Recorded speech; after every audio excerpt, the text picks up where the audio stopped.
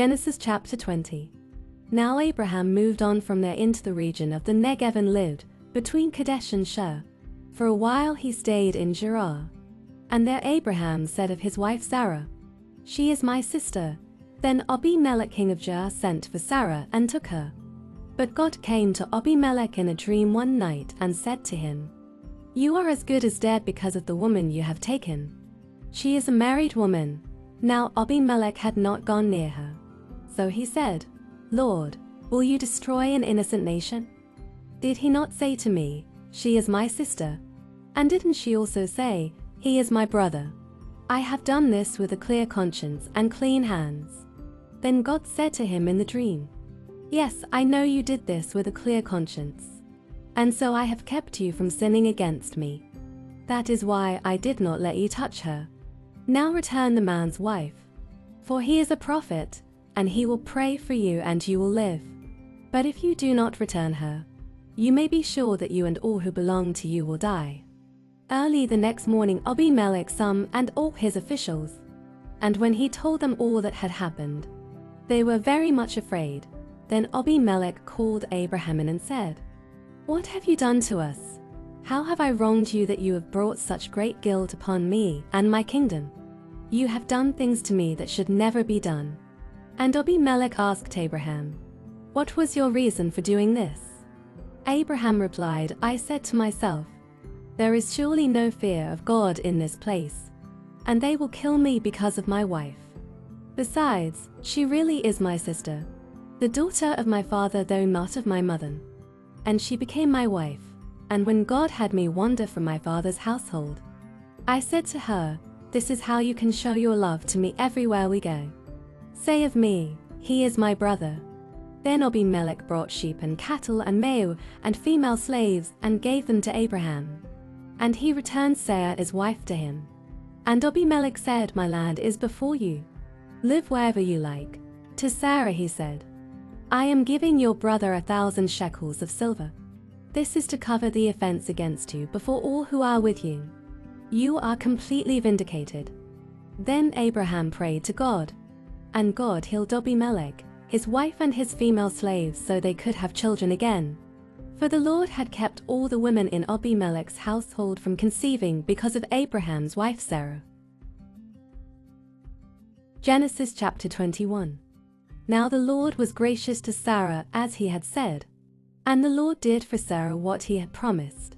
Sarah became pregnant and bore a son to Abraham in his old age, at the very time God had promised him. Abraham gave the name Isaac to the son Sarah bore him. When his son Isaac was 8 days old, Abraham circumcised him as God commanded him. Abraham was 100 years old when his son Isaac was born to him. Sarah said, "God has brought me laughter, and everyone who hears about this will laugh with me." And she added, "Who would have said to Abraham that Sarah would nurse children? Yet I have borne him a son in his old age." The child grew and was weaned. And on the day Isaac was weaned Abraham held a great feast.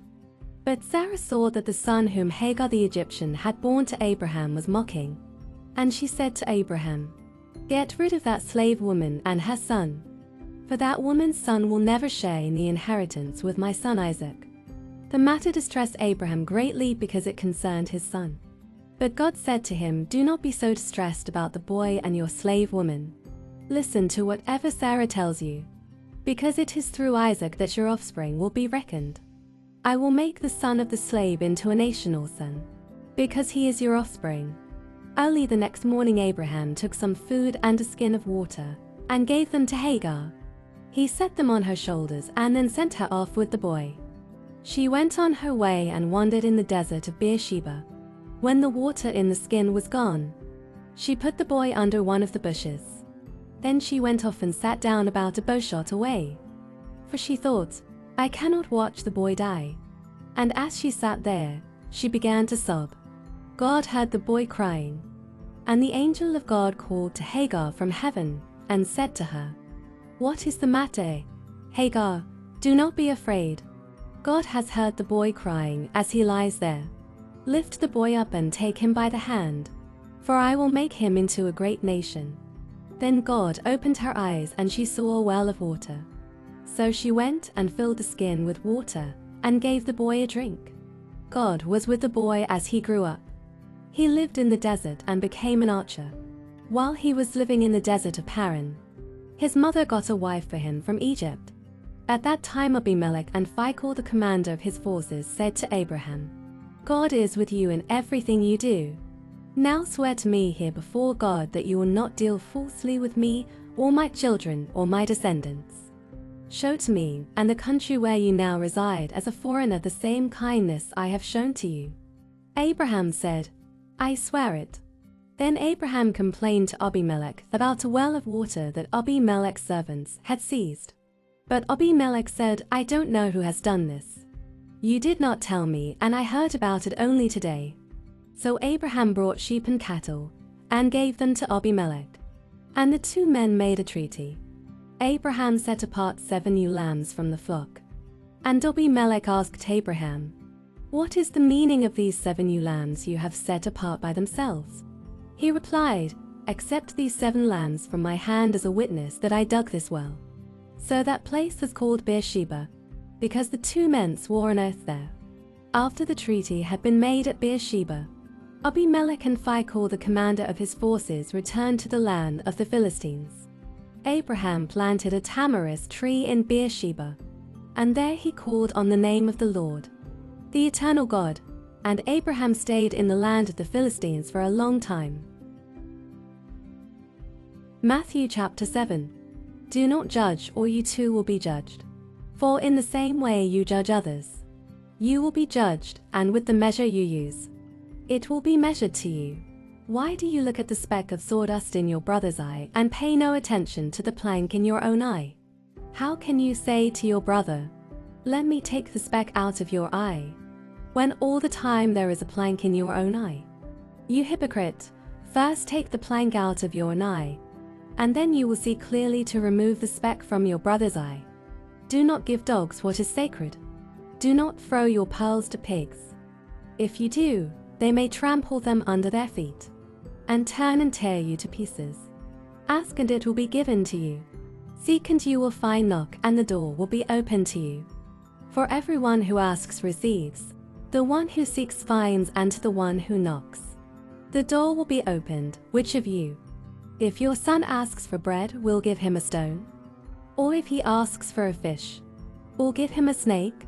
If you who, then, though you are evil, know how to give good gifts to your children, how much more will your Father in heaven give good gifts to those who ask him? So in everything, do to others what you would have them do to you. For this sums up the law and the prophets. Enter through the narrow gate. For wide is the gate, and broad is the road that leads to destruction, and many enter through it. But small is the gate and narrow the road that leads to life, and only a few find it. Watch out for false prophets. They come to you in sheep's clothing, but inwardly they are ferocious wolves. By their fruit you will recognize them. Do people pick grapes from thorn bushes, or figs from thistles? Likewise, every good tree bears good fruit, but a bad tree bears bad fruit. A good tree cannot bear bad fruit, and a bad tree cannot bear good fruit.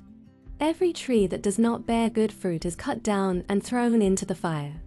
Thus by their fruit you will recognize them.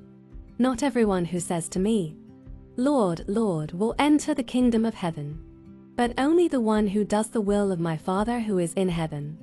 Many will say to me on that day, "Lord, Lord, did we not prophesy in your name, and in your name drive out demons, and in your name perform many miracles?" Then I will tell them plainly, "I never knew you. Away from me, you evildoers." Therefore everyone who hears these words of mine and puts them into practice is like a wise man who built his house on the rock. The rain came down, the streams rose, and the winds blew and beat against that house.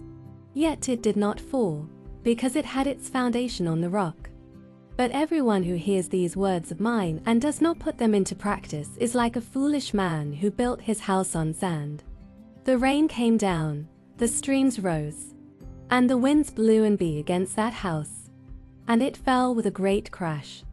When Jesus had finished saying these things, the crowds were amazed at his teaching, because he taught as one who had authority, and not as their teachers of the law.